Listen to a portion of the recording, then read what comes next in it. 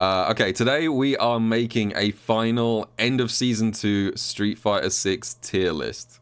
Just to be clear up front, I think tier lists are pretty stupid. So what we've been doing over on the Twitch stream is raising money for Doctors Without Borders, and I promised I'd make a tier list if we hit the donation goal.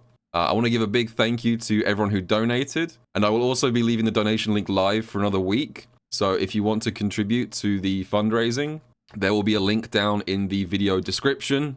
So thanks very much, everybody. So just before we start, I have to give my usual tier list related disclaimers. This is just my opinion, and my opinions are inevitably going to be affected by my own characters' matchups, and also like which players are in my region, which characters have good representation in my region, which players are strong in my region, people that I play all the time. So these things are going to skew my opinion probably. Also, I have to add as well that despite my criticisms of things like throw loops and stuff, I do think the character balance of Street Fighter 6 is actually pretty good right now. So the gaps between tiers are relatively small. The tier list is quite condensed overall, and every character in the game is viable. I want to stress that. So even if I put your character bottom one, that doesn't mean they're like unusable, they're not unworkable, they're not trash. Every character in this game is functioning and viable, no matter where I put them. So, with that out the way, let's get started. We're going to use completely arbitrary lettering here, so it's going to be S plus down to like, I don't know, A, B, C, but the letters don't mean anything and the numbers are made up. So, I think you guys probably can predict which character I'm going to be putting in the number one spot. It's something that I've been probably quite vocal about recently with a different YouTube video. You know, it's a character that I've complained about for a long time. It's E Honda. No, it's not E Honda. Of course it's Akuma. Who else would it be? I think what I might do is actually, like, rank characters within a tier. Okay, so Akuma is the best character in the game, and I think this is where things start to diverge from my old opinions, because previously I would have put Rashid as number 2. I think a lot of people have Rashid as number 2. I'm actually not gonna do that. I think for me, Rashid has fallen off a tiny bit. Don't get it twisted. This character is still a nightmare. But I don't think he's top 2 anymore.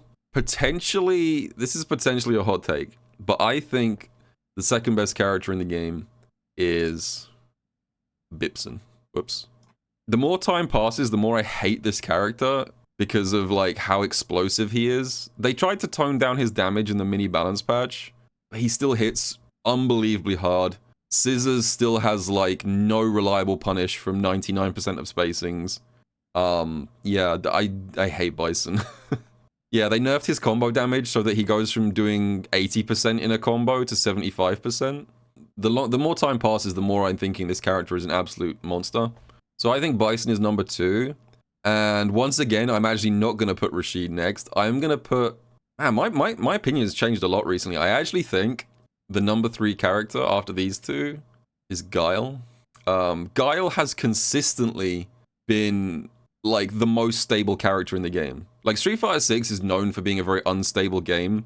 Guile is like the only stable character in this entire game. He's one of the only characters that can actually like force you to play the game at his speed. He sets the pace of everything, and in a game like this, that's so important. So I actually think Guile is ridiculous right now.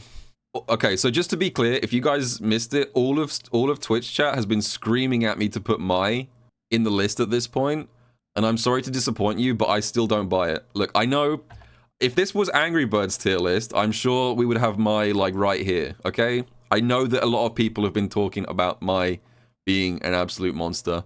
I still do not see the vision. I'm sorry, I'm a Mai down player. I think she's annoying, but I think people are confusing annoying for powerful. I think she's probably the most autopilot character in the game right now. She's definitely very obnoxious, but I don't think obnoxious translates into sheer character strength. Now, that's not to say that she's bad either. I think she is pretty strong, but we'll get to Mai. I haven't forgotten about her. I just don't think she's as strong as these characters. Okay. I think it has to be Kenneth.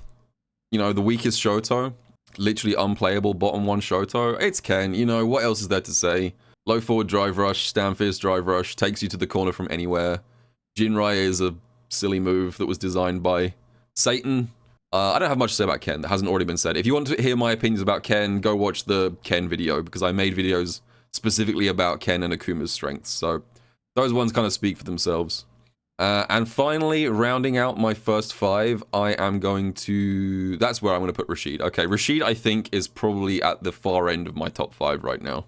I'm pretty happy with that. You know, Rashid is strong. Level 2 is insane. Again, like, there's not much more to say about that. Rashid just activates Great Desert Storm, and then you pray to whichever religion you believe in. And good luck with that, basically. Now, even though I just started talking about top 5, I don't actually believe this game has a clear-cut top 5.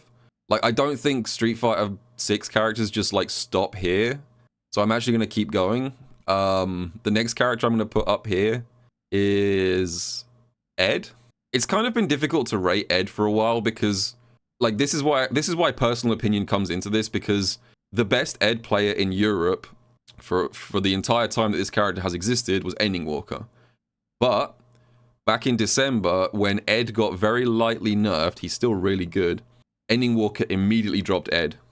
Ending Walker has completely given up on this character.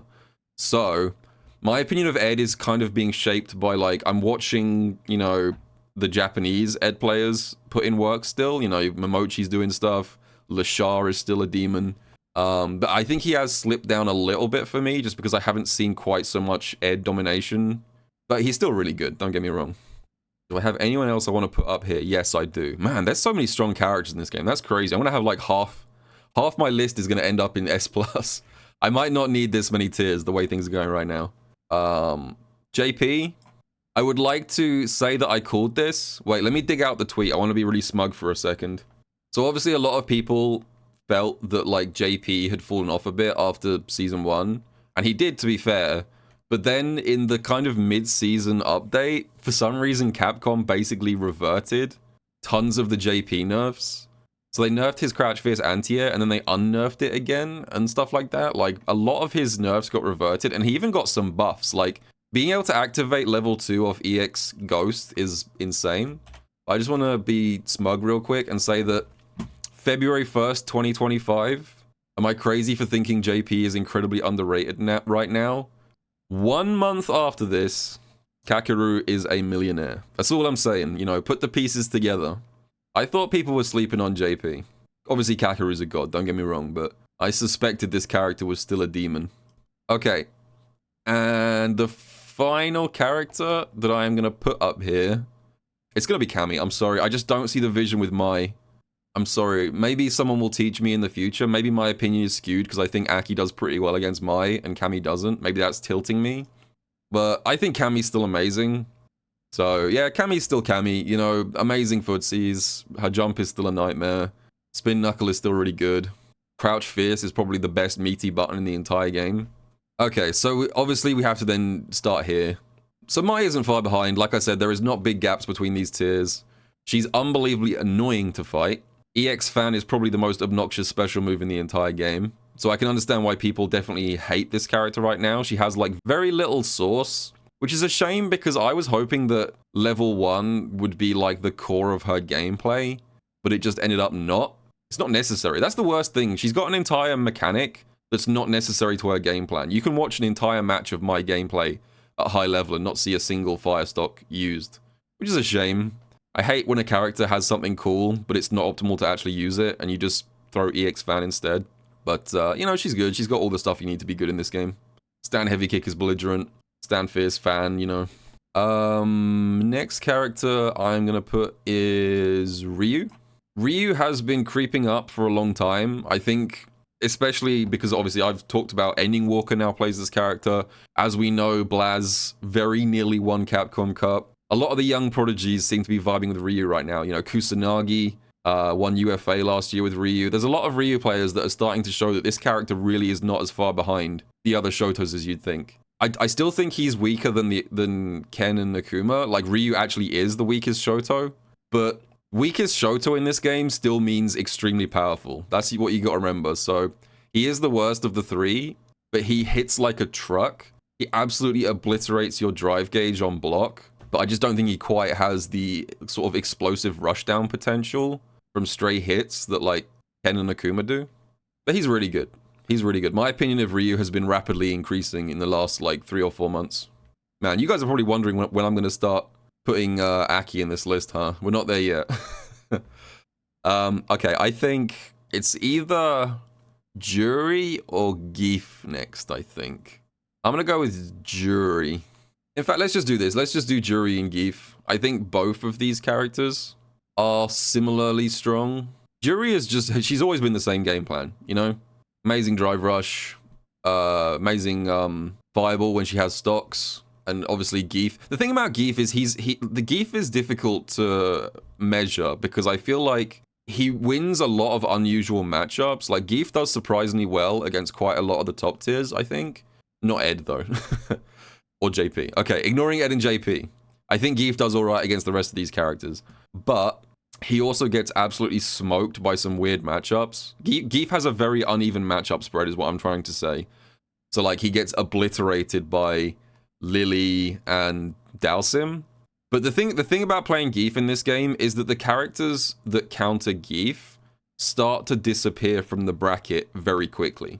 So even though he has lopsided matchups, I think what makes him strong in this game is that if you're in a tournament with a Geef, the chances of you running into a good Lily player or a good Dhalsim player past pools is almost non-existent. You might get unlucky and run into Mr. Crimson or something, but generally his worst matchups start to disappear the further you get into bracket. Geef into Guile? No, he does good versus Guile in this game. Guile does not counter Geef in this game. Okay, obviously now I'm not gonna bait you guys anymore. I'm gonna put Aki here. Call this downplaying if you want. I know. Shocking. 1, 2, 3, 4, 5, 6, 7, 8, 9, 10, 11, 12, 13. I can't believe she fell out of top 10. This shameless Aki down player. I still think Aki's really good. Like I said, the power level of this game is really condensed. And like I said, she's very close to all these characters around her. I just feel like, maybe it's just because of the format that we play, but I feel like in First to 2, she's just kind of unstable, which stops her from being up here. She got buffed a lot in Season 2. I would be perfectly happy for her to stay exactly the way she is right now. I think she has a good power level right now. Like, if everyone else was like Aki's power level in the next update that she is right now, that would be a pretty good midpoint. And I mean, it's not just me. Like, one thing I look at when it comes to rating my own character is, like, I'm trying to keep track of, like, what everyone else is doing with the character. But, like, it seems like a lot of the Aki players are not quite getting the potential that people say she has. Like, Hikaru was at the LCQ for Rebel Kumite over the weekend, and I think he didn't make top 32. That's not the kind of thing you expect of like a top 5 character. I don't know. Maybe I'm just making shit up to justify my positioning. Maybe I'm a down player. You tell me. But that's where I think Aki is. Let's move on. I'm going to put DJ here, and I'm going to put Terry here as well. DJ, I think, is kind of underrated at the moment. This character is still really annoying. Sway is still devious. The fact that you can do drive rush into Sway is still one of the best movement options in the game. And Terry, I think, is basically like what if Mai was a well-designed character. I really like how Terry's gameplay has evolved in this game. All of his tools are really unique and varied, and they all have use cases now. I like what they've done with Terry. He's pretty cool now. Mai is cringe, is what I'm saying. You might be expecting me to also have Luke up here, but I'm actually not going to do that. I think Luke is here. Maybe this is Noah propaganda. Maybe Noah finally managed to convince me, but I think Luke is okay. I just don't really see any reason to play him when the other Shotos exist. I'm treating him as a pseudo Shoto right now. He still has really good buttons. Crouch medium punch is still really good. Stand heavy punch is still really good. He still hits pretty hard. I just feel like his game plan is pretty one-dimensional and he can't really zone. So maybe Noah was right. I mean, Noah has Luke bottom 1. I wouldn't go that far, but I do think he's probably like somewhere in the middle. He kind of fell off for me a little bit. But he is well-rounded. He doesn't have any like huge glaring weaknesses. Next up, we're going to put Honda. This might be surprising to anyone who hasn't played a good Honda player. A lot of people have Honda like bottom 1. But having played against Reichmann's Honda, and I think Reichmann has one of the best Hondas on the planet right now, this character is flying under the radar like crazy. I'm very concerned about this character getting overbuffed next season because his stand medium punch is one of the dumbest moves in the game. He's not, I'm not saying he's like super strong, but I'm saying relative to like where most people rate this character, he is a lot better than people give him credit for. Yeah, I think his I don't like what they've done with him. I think it's kind of annoying that they've made his stand medium punch like a god button. They've kind of like Lily-ified his game plan now, where he just presses one button to win neutral. But he's pretty good. Okay. Chun-Li. And also, I'm going to interrupt this entire segment real quick because I just had a fun idea.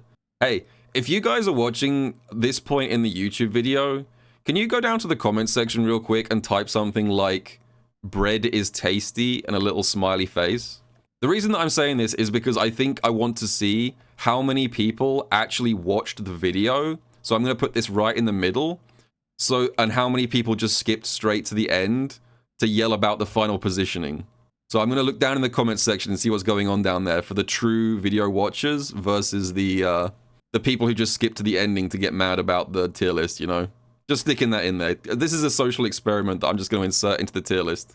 Okay. Anyway, moving on. Yeah, Chun-Li has consistently fallen off in this game. She's just Guile, but worse, really. I think she doesn't excel at many things.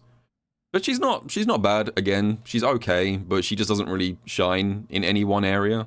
Actually, it's gotta be Blanka next, right? I almost forgot about Blanka for a second there.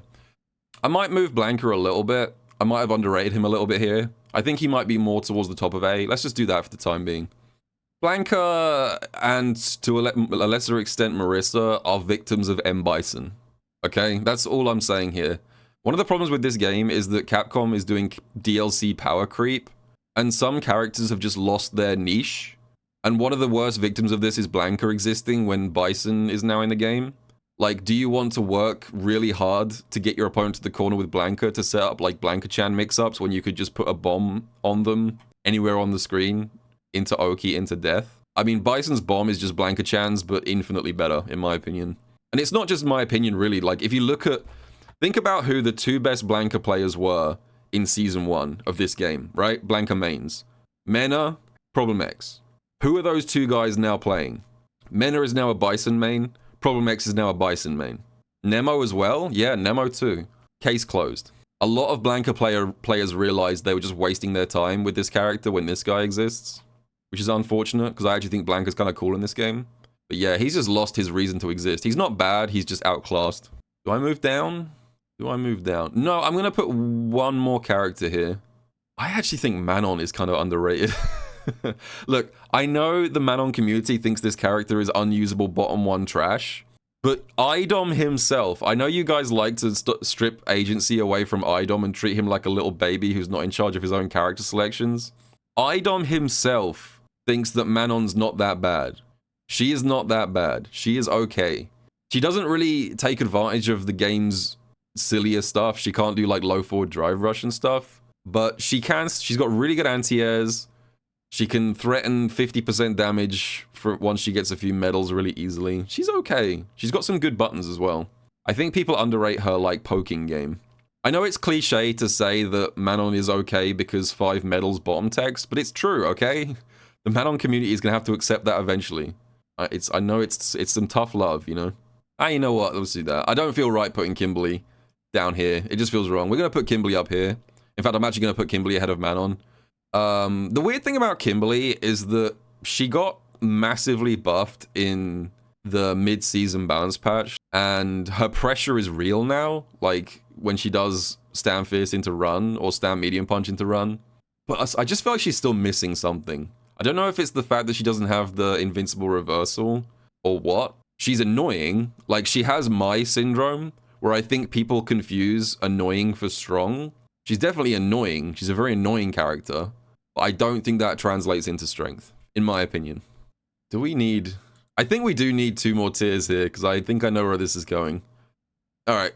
Dhalsim, Lily, Jamie, Marisa. Yeah, I think Marisa is the worst character in the game, and I also think she is noticeably worse than the rest. I do think she has a little bit of a gap here. She hits like a fucking truck. Like, I still drop games to Marisa players from time to time, just through sheer firepower. But she's just not good at anything. She's explosive, but she just doesn't do anything that is designed around this game's system mechanics. She's also unbelievably slow. Like, that was the thing. I played a little bit of Marissa recently for a different video. I played a few games of Marissa, and I'd never done that before. And one of the things that I noticed almost immediately when I was playing her was how bad she feels to move around the screen with. I think probably the biggest buff they could give Marissa in Season 3 is just faster walk speed. That would help so much. She just does not feel nice to control. But with these three, I think my opinion of these three hasn't really changed much since, like, Season 1. Dhalsim does have a small niche, I think. Like, he has some weirdly good matchups with, like, top-tier characters. I think Dhalsim does good against, like, Guile, for example. He does okay against JP. I think he probably does good against Ken as well. Like, Sim's kind of anti-meta in this game. He's got a few weirdly good matchups that make him a bit more tournament viable against the top characters, but I just don't think he's scary. Like, for me, in this game, I rank characters based on how much sweat they make me produce when I'm trying desperately not to get my shit kicked in by them. And whenever I'm playing against a sim player, my palms are bone dry. I'm just not scared of this character, because I know no matter how many times I get hit by that stand medium punch or stand medium kick or whatever, I could get hit 20 times in a row, but all it's going to take is one random drive rush, and I might just win the round. So I just don't think he's that scary. Lily is just Lily. She's always been Lily. She hasn't changed at all. She's crouch fierce into Windstock, into try and EX Condor Spire you into SPD. Her game plan is incredibly one-dimensional, but also it's not that good. The way that I would describe Lily's game plan right now is, imagine Mai, except Mai's fans don't bounce until she gets fire stocks. Like, imagine that was a change they made to Mai. None of her fans bounce without fire stocks. That's what Lily is right now. She has to have a resource to unlock a tool that's as good as EX Fan, basically. So, yeah, not great. And last but not least, Jamie is Jamie. He has to drink a bunch of times to unlock the same level of power as Akuma. You do have to work way too hard with Jamie just to unlock, like, a decent level of strength. He's not built for Street Fighter 6, man. I don't know how they could fix him really as well. Like, I don't really know what to do with Jamie at this point, because I'm interested to see what Capcom do with this character. And I really don't like suggestions that involve making him start the round with drinks, because, like, what's the point of even having a drink mechanic if you're just going to delete it? Like, I would be really sad if Capcom did that. Why even have Jamie as a character in the game if you're just going to delete his unique mechanic? No, if he kept drinks between rounds, that would be unbelievably overpowered, because you would just chug 4 times in round 1 and then have level 4 forever. That would be way too much. I don't know, it feels like he needs a redesign, but I don't know what to do with him. Anyway, let me have a look at this. Am I happy with this? Do I want to make any last minute changes? I might put Jamie, if I'm ordering everything, I think I'll put Jamie ahead of Lily. Anyway, like I said, this is just my opinion. I'm sure you guys are very unhappy. What we're going to do here real quick, just at the end, is I'm going to make some random substitutions like this, so that the people who skip to the end of the YouTube video are going to see this, and they're going to think this is the final tier list because they didn't pay attention. This is just my opinion, Smile. Anyway, yeah, there's the tier list. Thank you very much for donating to charity. I'm sure it was all worth it for this nonsense. See you next time, everybody. See you in the next video.